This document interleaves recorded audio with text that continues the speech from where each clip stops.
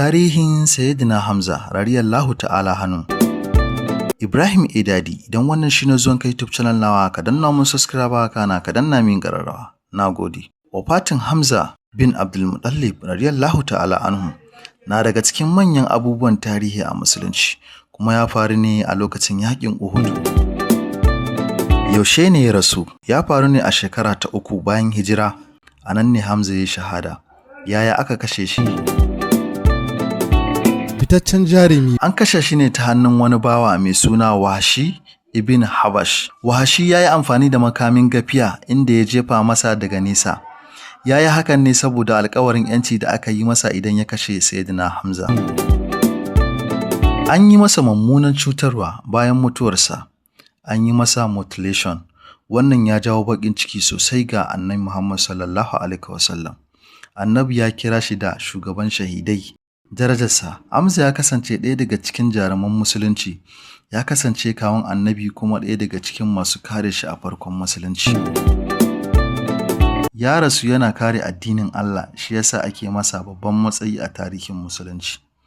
Ibrahim Idadi, idan wannan shine zuwan ka YouTube channel nawa, ka danna mun subscribe kana ka danna min ƙararrawa. Nagode. Shin ka san wace ce mace ta farko da ta fara shahada a tarihin musulunci?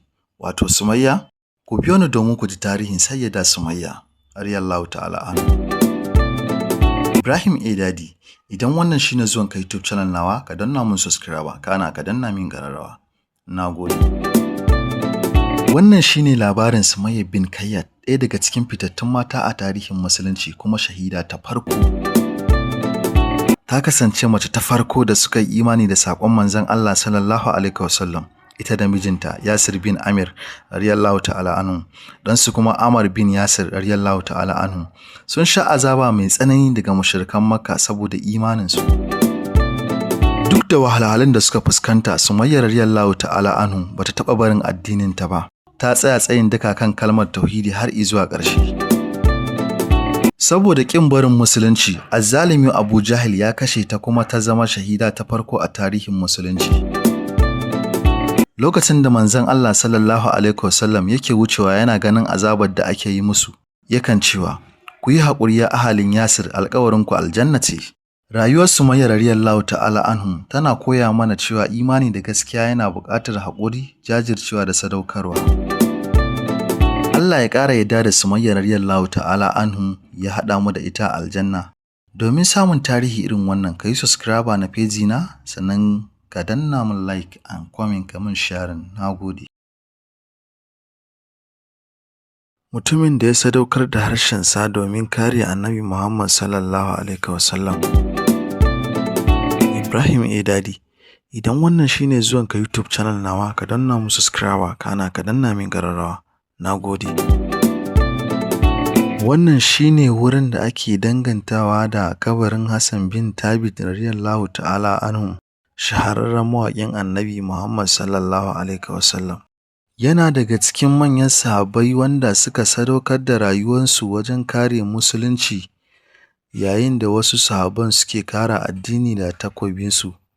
Shi kuwa yake kare manzon Allah sallallahu alaihi wasallam da waƙoƙinsa da kalamansa.